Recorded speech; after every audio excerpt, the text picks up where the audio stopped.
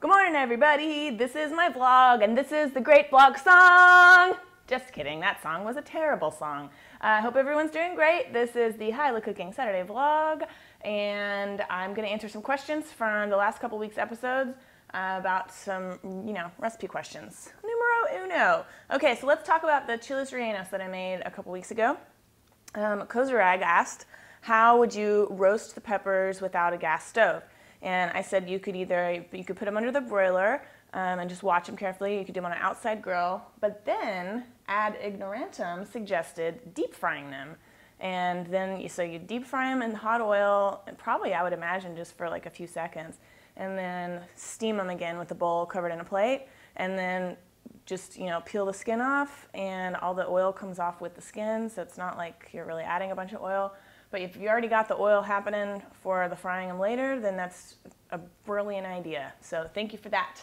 And also, Captain Max 735 was asking about other like cheese and pepper combinations. So I was thinking, I don't know, do y'all have any fun ideas? Like maybe some fresh banana peppers with like a smoked provolone inside would be a good little like Italian kind of version.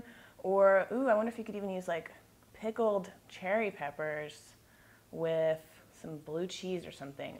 That would be an interesting flavor combination.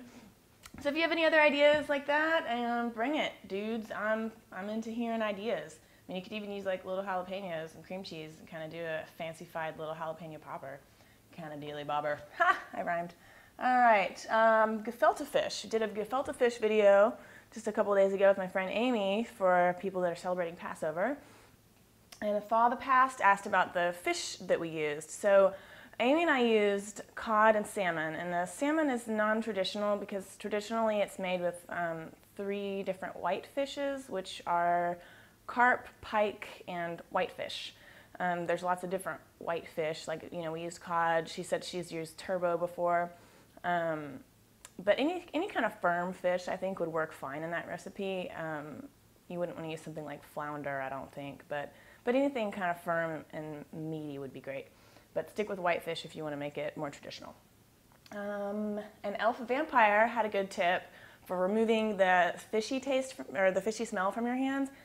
Just to wash your hands with a stainless steel spoon. So I guess like just get your hands wet and kind of like rub it all over a spoon, and somehow through the magic of alchemy it removes the fish smell. I've used a lemon too. Lemon doesn't quite work as awesomely as I wish it did, so maybe the spoon trick is what I've been looking for all this time, so thank you for that. And Honeybee Princess asked, what is matzah? And matzah is an unleavened bread that's eaten during Passover. And unleavened just means that there's no rising agents in it, so there's no yeast, there's no baking powder, there's no baking soda. I think it's just like wheat flour and water, maybe salt, not sure about that.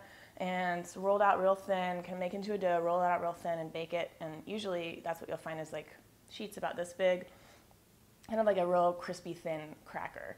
And yeah, so that's it. And you can crush it up and make matzah meal. So it's just an unleavened bread. Lots of different cultures and countries also make variations of unleavened bread, like corn tortillas are also unleavened. Okay, I think that's it for questions. Oh, so tomorrow's April Fool's, and I put up a recipe for a weenie surprise muffins on my website, so you can go check that out if you want a little fun recipe to do for April Fool's Day.